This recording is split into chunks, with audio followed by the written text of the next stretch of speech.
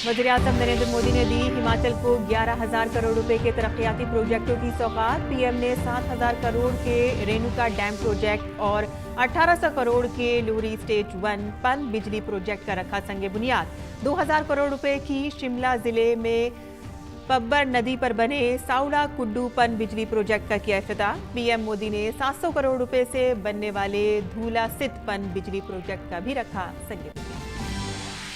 हिमाचल प्रदेश के मंडी से वज़ीर-ए-आज़म ने ऑपोजिशन के कुनबा परवरी मॉडल को लिया निशाने पर। कहा कि आज मुल्क में तरक्की के दो मॉडल, एक मॉडल सबका साथ सबका विकास और दूसरा खुद का स्वार्थ और परिवार का विकास। वज़ीर-ए-आज़म ने हिमाचल को बताया मुल्क के सबसे अहम फार्मा हब में से एक। कहा कि भारत को आज फार्मेसी ऑफ द वर्ल्ड कहा जाता है, तो इसके पीछे है हिमाचल की बहुत बड़ी ताकत। वज़ीर-ए-आज़म नरेंद्र मोदी का कानपुर का दौरा कल। मेट्रो रेल प्रोजेक्ट का करेंगे इफ्तिताह। वज़ीर-ए-आज़म आईआईटी कानपुर कन्वेंशन में ब्लॉकचेन पर मबनी डिजिटल डिग्री करेंगे जारी। वज़ीर-ए-आज़म बीना पंखी मल्टी प्रोडक्ट पाइपलाइन प्रोजेक्ट का भी करेंगे इफ्तिताह।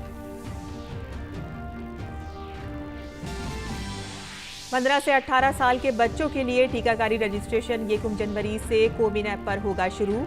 ओमिक्रॉन के बढ़ते मामलों के पेश नजर दिल्ली में आज रात से लगेगा रात का कर्फ्यू। वहीं कर्नाटक में कल से लगेगा 10 दिन का रात का कर्फ्यू।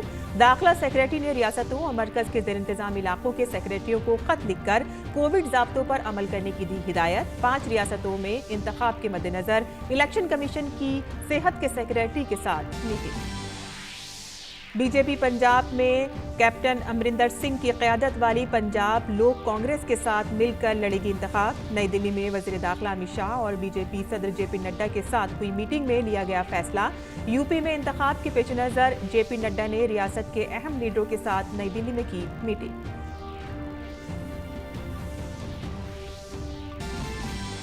तेलंगाना और छत्तीसगढ़ के सरहदी इलाके में तेलंगाना पुलिस, छत्तीसगढ़ पुलिस और सीआरपीएफ की मुश्तरका मुहिम में तसादुम के दौरान 10 नक्सली हलाक, 6 नक्सलियों की लाशें बरामद।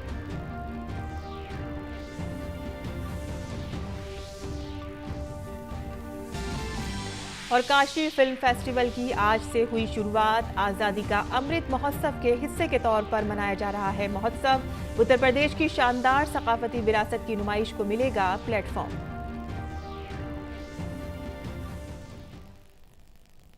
आदाब नाज़रीन, खबरनामे में आपका इस्तकबाल है। मैं हूं साइमा खान। अब खबरें तफसील से।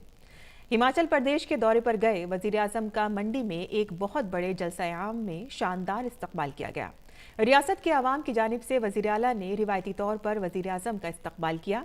वज़ीर-ए-आज़म को मंडी की ज़मीन पर एक खुसूसी त्रिशूल भी पेश किया गया, जिसे छोटी काशी कहा जाता है। सारा हिमाचल डोल रहा है।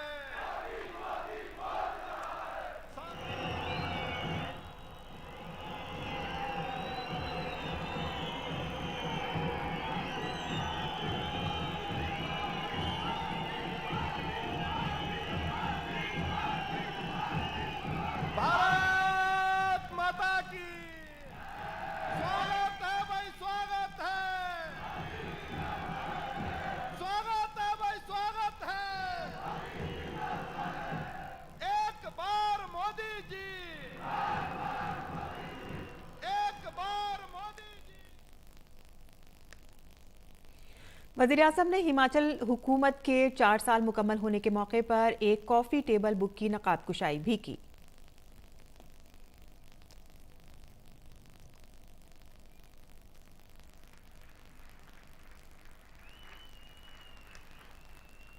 भारत माता की, माता की। वज़ीर-ए-आज़म ने 11,000 करोड़ रुपए से ज्यादा के पन बिजली मंसूबों का संग बुनियाद रखा और इफ्तिताह किया। इनमें सबसे अहम 40 megawatt Renuka ji dam project का संग बुनियाद था, जिसकी लागत 7,000 करोड़ रुपए होगी।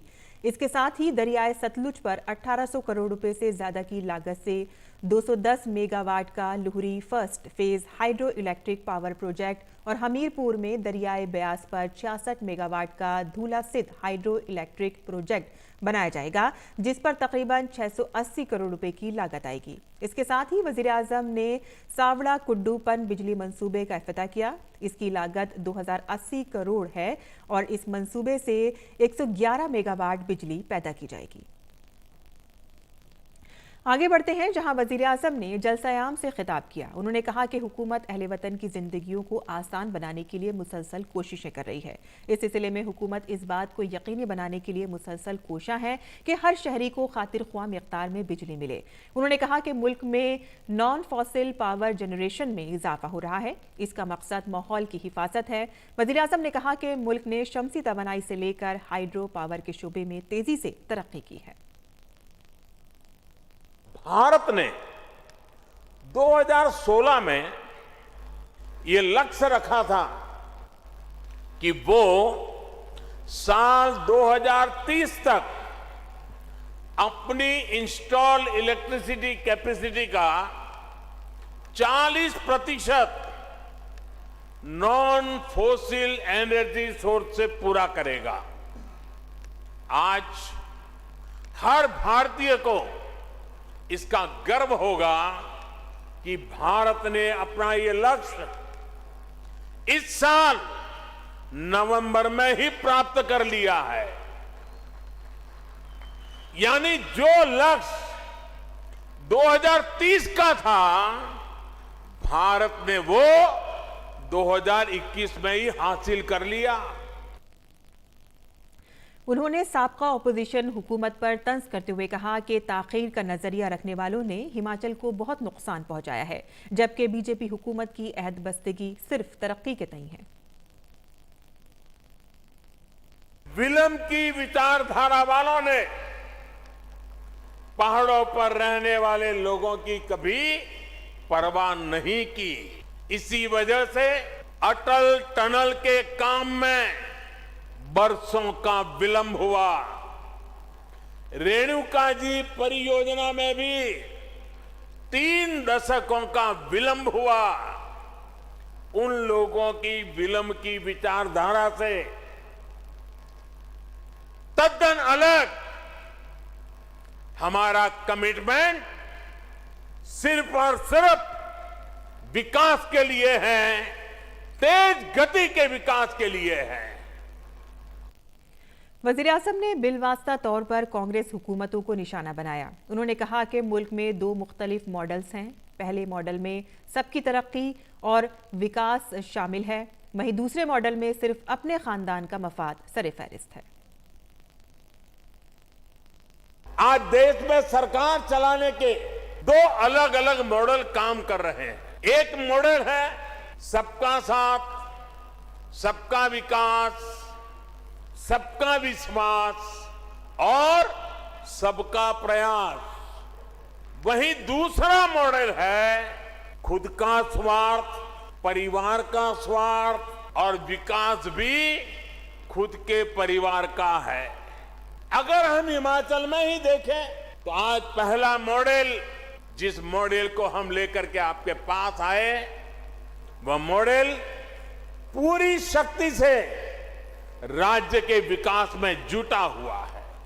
यहां जो सरकार में है वो राजनीतिक स्वार्थ में डूबे नहीं है, बल्कि उन्होंने पूरा ध्यान हिमाचल के एक एक नागरिक को वैक्सीन कैसे मिले इसमें लगाया है। और वज़ीर आज़म ने कहा कि हिमाचल में सयाहत की तरक्की के लिए माहौल को महफूज रखते हुए कोशिशें की जानी चाहिए। उन्होंने सयाहों पर जोर दिया है कि वो पूरी जिम्मेदारी के साथ हिमाचल का सफ़र करें, कचरा खुसूसन प्लास्टिक को इधर उधर ना फेंकें, जिसकी वजह से दरिया मुतासिर हो रही है। इसके साथ ही वज़ीर आज़म ने कहा कि डबल इंजन वाली हुकूमत की खुसूसी तवज्जो रियासत के लिए फूड फार्मिंग और फार्मा इंडस्ट्री पर है। यहां टूरिज्म के साथ ही औद्योगिक विकास की भी अपार संभावना है। हमारी सरकार इस दिशा में भी लगातार काम कर रही है। हिमाचल की फूड प्रोसेसिंग इंडस्ट्रीज में विस्तार की बहुत क्षमता है। इसलिए हमारी सरकार मेगा फूड पार्क से लेकर कोल्ड स्टोरेज इंफ्रास्ट्रक्चर को मजबूत कर रही है। फार्मिंग में नेचुरल फार्मिंग को, प्राकृतिक खेती को बढ़ावा देने के लिए भी डबल इंजन की सरकार निरंतर काम कर रही है। वज़ीर-ए-आज़म ने कहा कि इक़्तिसादी तरक्की के साथ साथ हुकूमत समाजी तरक्की के पहलुओं के तईं भी हसास है। इसीलिए ऐसे इक़दामात मुसलसल किए जा रहे हैं कि बेटा और बेटी बराबर हों। हुकूमत ने हाल ही में लड़कियों की शादी की उम्र बढ़ाकर 21 साल करने का फैसला किया है, जिससे लड़कियों को तालीम हासिल करने और अपना करियर बनाने का भरपूर मौका मिलेगा। आज हमारी सरकार बेटियों को बेटों के समान अधिकार देने के लिए काम कर रही है। बेटा बेटी एक समान। हमने तय किया है कि बेटियों की शादी की उम्र भी वही होनी चाहिए जिस उम्र में बेटों को शादी की इजाजत मिलती है। बेटियों की शादी की उम्र 21 साल होने से उन्हें पढ़ने के लिए पूरा समय भी मिलेगा और वो अपना कैरियर भी बना पाएगी। वज़ीर-ए-आज़म नरेंद्र मोदी ने आज हिमाचल प्रदेश का दौरा किया। उन्होंने मंडी पहुंचने के बाद मुख्तलिफ महकमों की जानिब से लगाई गई नुमाइश का मुआयना किया। इसमें रियासत के मुख्तलिफ महकमों के तरक्याती कामों की नकलें पेश की गई। इस दौरान वज़ीर-ए-आज़म को ज़राअत, सेहत, सड़क की तामीर, महकमा जंगलात समेत रियासत की कॉटेज इंडस्ट्रीज़ की तरक्की के बारे में बताया गया। रियासत के कई हिस्सों में छोटी रिवायती कॉटेज इंडस्ट्रीज़ काफ़ी फल फूल रही हैं, जिनमें सकाफती झलकियाँ भी शामिल होती हैं। ख़ास तौर पर यहाँ के ऊनी कपड़ों और शॉलों की मुल्क के दीगर हिस्सों में बहुत मांग है। साथ ही हिमाचल प्रदेश बागबानी के लिए भी पहचाना जाता है। वज़ीर-ए-आज़म ने आलमी सरमायाकारों के इजलास की दूसरी ग्राउंड ब्रेकिंग तकरीब से कब्ल रियासत के तमाम शोबों में हमजहत तरक्की और सरमायाकारी के बारे में जानकारी हासिल की।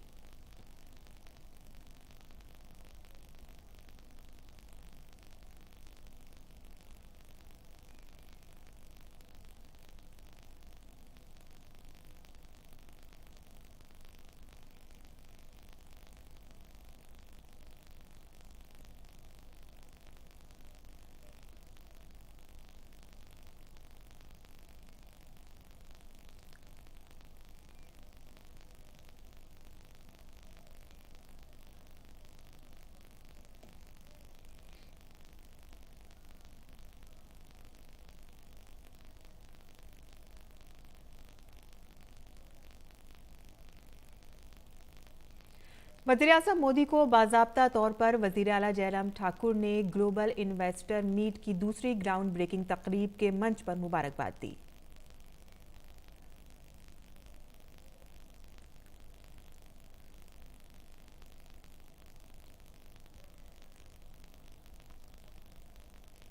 रियासत की दूसरी ग्लोबल इन्वेस्टर समिट के जरिए शहरी तरक्की, हाइड्रो प्रोजेक्ट्स, सयाहत, सेहत, आला तालीम, बागबानी और दीगर कई सनतों से मुतालिक मुख्तलिफ प्रोजेक्टों में 28,000 करोड़ रुपए से ज़्यादा की सरमायाकारी की जानी है। वज़ीर-ए-आज़म ने सरमायाकारों के सरबराह इजलास का बाकायदा आगाज़ किया।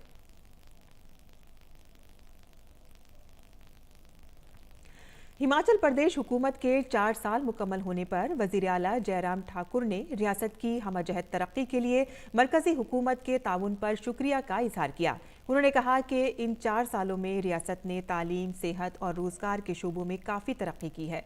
उन्होंने कहा कि इन बरसों में सरमायाकारों ने भी रियासत को अहमियत दी है। वज़ीर आला ने यकीन जाहिर किया कि हिमाचल प्रदेश की छोटी काशी को भी उत्तर प्रदेश के काशी की तर्ज पर तरक्की दी जाएगी। ये मंडी हिमाचल प्रदेश देवभूमि का एक ऐसा स्थान है जिसको छोटी काशी कहा जाता है। यहाँ पर 300 से ज़्यादा छोटे छोटे मंदिर, प्राचीन मंदिर जिनका बहुत बड़ा ऐतिहासिक महत्व है। अभी कुछ दिन पहले हमको सौभाग्य प्राप्त हुआ बड़ी काशी में जाकर के वहाँ का दर्शन करने का, और दर्शन करने के साथ साथ हमने जिस तरह से उस काशी का रूप बदला हुआ देखा, सही मायने में पूरी दुनिया का एक बहुत बड़ा आस्था का केंद्र होने के साथ साथ पर्यटन की दृष्टि से भी वो एक बहुत बड़ा केंद्र आपके मार्गदर्शन में वो वहां बना है। हम भी कोशिश कर रहे हैं हिमाचल प्रदेश में कि आपकी उन यादों के साथ इस छोटी काशी को भी उस दिशा में आगे बढ़ाएं। प्रोजेक्टों के संगे बुनियाद और इफ्तिताई तकरीब में इत्तलात व नशरियात के वजीर अनुराग सिंह ठाकुर ने वजीर आजम की क़यादत में हिमाचल की तरक्की की एक झलक पेश की। उन्होंने खास तौर पर रियासत में सेहत के बुनियादी ढांचे के फरोग में नुमाया पेशरफ्त पर इत्मीनान का इजहार किया।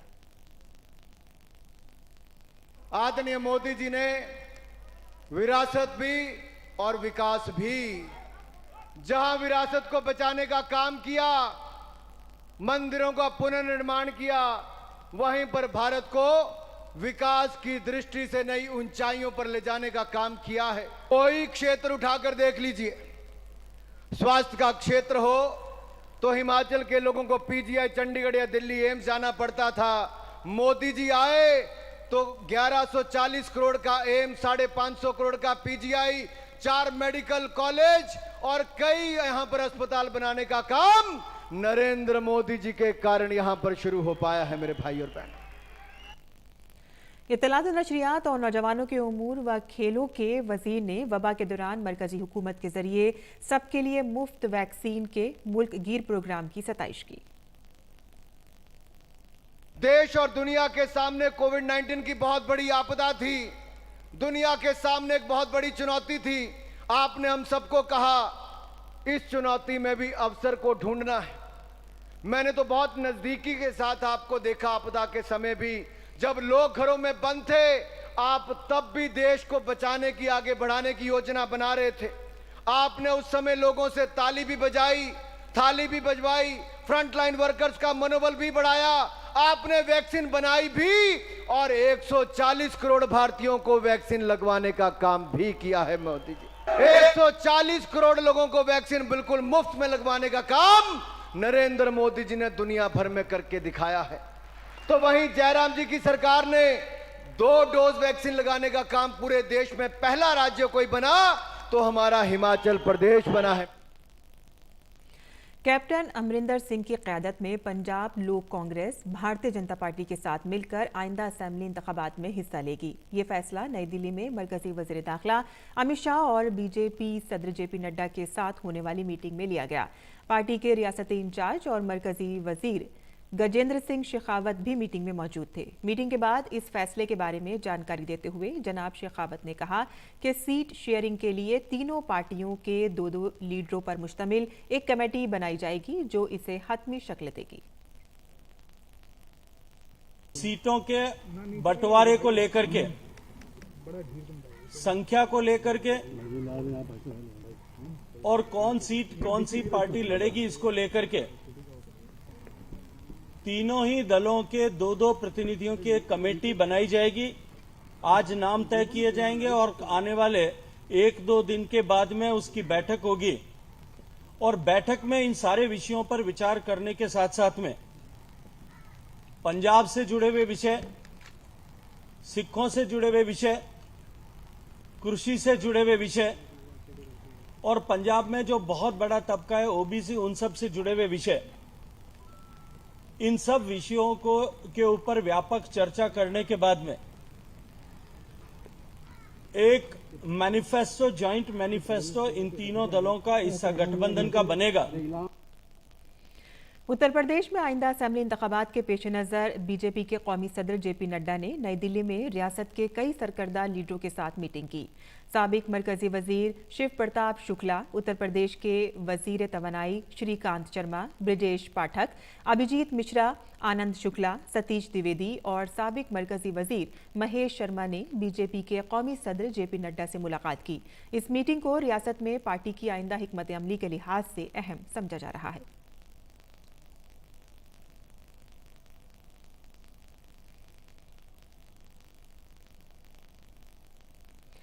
उत्तर प्रदेश के वजीर आला योगी आदित्यनाथ ने लखनऊ में साहिबजादा दिवस में हिस्सा लिया और गुरुद्वारा पहुंचकर मत्था टेका। वजीर आला योगी आदित्यनाथ ने साहिबजादा दिवस के मौके पर गुरबानी कीर्तन में भी शिरकत की। साहिब श्री गुरु गोबिंद सिंह जी महाराज जी के 4 साहिबजादों और माता गुजरी जी की शहादत से मंसूब है।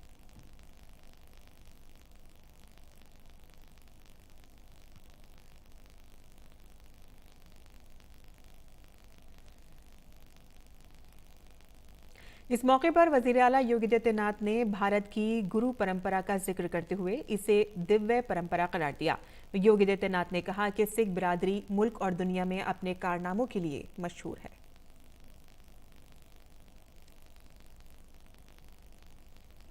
और आगे बढ़ते हैं। इलेक्शन कमीशन ने आज सेहत के मरकजी सेक्रेटरी राजेश भूषण समेत सेहत और कुनबा बहबूद की वजारत के सीनियर ओहदेदारों के साथ मीटिंग की। नई दिल्ली में होने वाली इस मीटिंग में 5 रियासतों में होने वाले असेंबली इंतखाबात के तनाजुर में कोरोना की मौजूदा सूरत हाल पर तबादला ख्याल किया गया। इसके अलावा कमीशन ने 5 इंतखाब वाली रियासतों में मनशियात की रोकथाम के लिए NCB के आला हुक्काम, नीज BSF, ITBP और SSB के सीनियर अफसरान के साथ बॉर्डर सिक्योरिटी और इंतखाब वाली रियासतों में इंतखाबात के दौरान सिक्योरिटी फोर्सेस की तैनाती के बारे में भी तबादला ख्याल किया। मुल्क में कोविड-19 के नए वेरिएंट के मामलात में भी इजाफा हुआ है। मुल्क में अब तक ओमिक्रॉन के 578 मामले दर्ज किए गए हैं। ये राहत की बात है कि इन्फेक्शन को शिकस्त देकर 151 लोग सेहतमंद हो गए हैं। ओमिक्रॉन वेरिएंट के सबसे ज़्यादा मामले दिल्ली में दर्ज किए गए हैं, जहां इनकी तादाद 142 है। इसके साथ ही महाराष्ट्र में अब तक 141 लोग ओमिक्रॉन से मुतासिर हुए हैं। कोविड मुखालिफ टीकाकारी के लिए 18 से 15 साल की उम्र के नौजवान येकुम जनवरी से कोविन ऐप पर रजिस्ट्रेशन करा सकेंगे। कोविन प्लेटफॉर्म के सरबरा RS शर्मा ने इसकी जानकारी दी। शर्मा ने बताया कि जिन बच्चों के पास आधार कार्ड नहीं है वो टीकाकारी के लिए 10वीं के अपने आई कार्ड लगाकर भी अपना रजिस्ट्रेशन करा सकते हैं। कोविन ऐप पर रजिस्ट्रेशन के लिए इसका इजाफी मुतबादिल फराहम कराया गया है।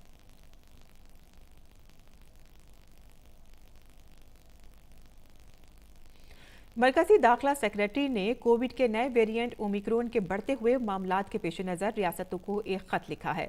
मरकजी दाखिला सेक्रेटरी ने खत में कहा कि तमाम रियासतों को ओमिक्रॉन के ताल्लुक से चौकसी और एहतियात बरतनी चाहिए। साथ ही रियासतों से कहा गया है कि वो ओमिक्रॉन के बारे में सही मालूमात लोगों तक पहुँचाएं। इसके अलावा रियासतों को बाकायदगी से प्रेस कॉन्फ्रेंस करनी चाहिए ताकि गुमराहकुन मालूमात न फैल सकें। मरकजी दाखिला सेक्रेटरी ने कोविड से निपटने के लिए 5 नुकाती हिकमत अमली पर काम करने को भी कहा है।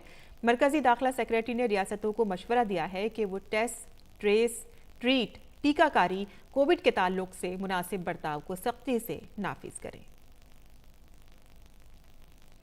कोरोना के खिलाफ सख्त इक़दामात के बेहतर नताइज सामने आ रहे हैं। सेहत और कुनबा बहबूद की वजारत के मुताबिक मुल्क में गुज़िश्ता 24 घंटों के दौरान कोरोना के 6,531 नए मामले सामने आए हैं और इसके साथ ही गुज़िश्ता 24 घंटों में 7,141 अफराद कोरोना को शिकस्त देकर सेहतमंद हो चुके हैं, जिसके बाद मुल्क में सेहतियाबी की शरह 98.40% तक पहुँच गई है। वहीं मुल्क में कोविड-19 के खिलाफ मुल्क की टीकाकारी मुहिम तेज रफ्तारी से जारी है। वजारत सेहत के मुताबिक मुल्क में अब तक 141 करोड़ 70 लाख से ज्यादा खुराकें दी जा चुकी हैं, जिनमें 83 करोड़ 80 लाख से जायद वैक्सीन की पहली खुराक दी गई है और इसके साथ ही 57 करोड़ 93 लाख से ज्यादा लोगों को दूसरी खुराक दी जा चुकी है। दिल्ली सरकार कोरोना के बढ़ते हुए मामलात के दौरान रात का कर्फ्यू लगाने जा रही है। दिल्ली में आज रात 11 बजे से सुबह 5 बजे तक पाबंदी रहेगी। दिल्ली सरकार ने यह फैसला येलो अलर्ट में जाने से पहले ही एहतियात के तौर पर लिया है। अगर पीर को लगातार दूसरे दिन भी कोरोना इन्फेक्शन की शरह 0.50% रही तो मेट्रो के 50% सलाहियत से चलने के साथ ही बाजारों में ताको जुफ्त का फॉर्मूला नाफिज होगा, जबकि दीगर कई पाबंदियां भी लागू होंगी। दिल्ली में इतवार को कोरोना के रिकॉर्ड 290 केसेस पाए गए हैं और एक शख्स की मौत हो गई है। इससे कबल हफ्ते को दिल्ली में 289 कोरोना मरीज पाए गए थे और एक शख्स की मौत हुई थी। इस महीने में कोरोना इन्फेक्शन से ये 7वीं मौत है। जुमेरात को दारुल हुकूमत में 125 अफराद मुतासिर पाए गए थे, लेकिन जुमे को ये तादाद बढ़कर 180 हो गई। आगे बढ़ते हैं, जहां उत्तर प्रदेश हुकूमत की फिल्म पॉलिसी फिल्म बंधु को फरोग देने के मकसद से काशी फिल्म फेस्टिवल आज से शुरू हो गया है। ये फेस्टिवल आज़ादी का अमृत महोत्सव के हिस्से के तौर पर उत्तर प्रदेश की शानदार सकाफती विरासत को जाहिर करने का एक प्लेटफॉर्म साबित होगा। ये नेटवर्किंग और मॉविन मंसूबों के जरिए से उत्तर प्रदेश के फिल्म साजी करने वाले तबके से जोड़ने का भी मौका फराहम करेगा। ये दीगर फिल्मसाजों के कामों और नजरिए का भी पता लगाने का एक सुनहरी मौका है। साथ ही फिल्मसाजों के काम के तई नाजरीन में जोश व खरोश पैदा करने का भी एक मकसद है। और भारत की शेरी रिवायात के सबसे मशहूर शायरों में से एक मिर्ज़ा गालिब का आज यौम पैदाइश है। वो 27 दिसंबर 1797 को आगरा में पैदा हुए। उनका असल नाम मिर्ज़ा असदुल्ला बे खां था, लेकिन दुनिया में गालिब के नाम से ही शोहरत मिली। अपने बाद की हिंदी उर्दू शायरी पर अपने मुनफरिद नक्श छोड़ने वाले गालिब की ज़िंदगी ज़बरदस्त उतार चढ़ाव से भरी रही। ज़िंदगी के ऐसे बेरहम रंग देखने के बावजूद उनकी शायरी में ज़िंदगी की रोशनी जगमगाती रही।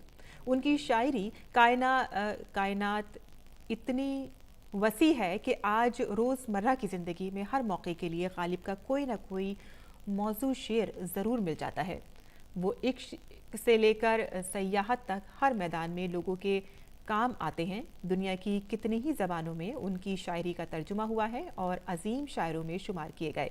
ज़िंदगी का उनका फ़लसफ़ा और ख़ुद पर तंज़ करने का उनका हौसला उनकी शायरी का सबसे नुमाया जुज़ है।